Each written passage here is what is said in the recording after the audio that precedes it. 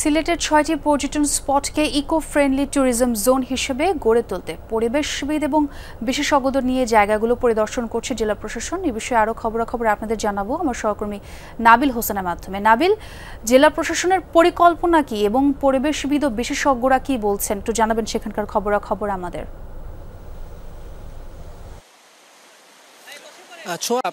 প্রথমে বলে রাখি, সাদা পাথর লুটকাণ্ডের পর মূলত এই যে সিলেটের যে পর্যটন কেন্দ্র, শুধু সাদা পাথরে না, জাফলংয়ের পাথর লুট সহ অন্যান্য জায়গায় যে লুটপাট হয়েছে, এরপরই মূলত পর্যটন কেন্দ্র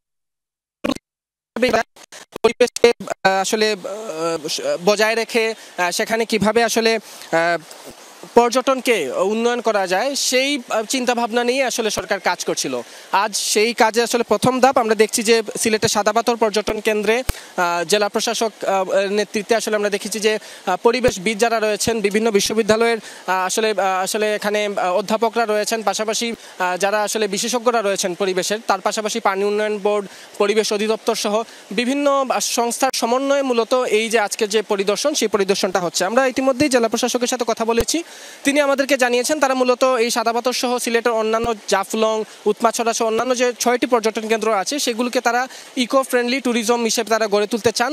সেজন্য আসলে তাদের আসলে সম্ভাবনা আছে যে নেদারল্যান্ড সরকারের অর্থায়নে মূলত এখানে ইকো ফ্রেন্ডলি একটি ট্যুরিজম হওয়ার। সেজন্যই আসলে এই যে আজকে যে প্রাক যে আসলে সফর, সেটি তারা আসলে করছেন। এখান থেকে তারা তথ্যপাত্র সংগ্রহ করছেন। আমরা দেখছি যে এই সফর সঙ্গী যারা আছেন, যারা আসলে বিশেষজ্ঞরা রয়েছেন, তারা এখান থেকে ছবি সংগ্রহ করছেন, সাধারণ পর্যটকদের সাথে কথা বলছেন, পাশাপাশি স্থানীয় যারা আছেন তাদের সাথেও কথা বলছেন এবং সেই কথাবার্তাগুলো তারা আসলে এখানে লিপিবদ্ধ করছেন, নোট করে নিয়ে যাচ্ছেন এবং পরবর্তীতে এখানে কিভাবে ইকো ফ্রেন্ডলি ট্যুরিজম করা যায় সেই পরিকল্পনা বাস্তবায়নের জন্যই প্রাথমিক যে ধাপ, অর্থাৎ প্রথম যে সফর, সেটি কিন্তু আজকে অনুষ্ঠিত হচ্ছে এবং নিশ্চয়ই সফর শেষে তারা বিস্তারিত আমাদেরকে জানাবেন তারা এখান থেকে কি কি তথ্যপাত্র নিয়ে গেলেন। জি নাবিল, এবং সেই খবরাখবর আপনি জানাবেন আমাদের। ধন্যবাদ যোগ দেওয়ার জন্য।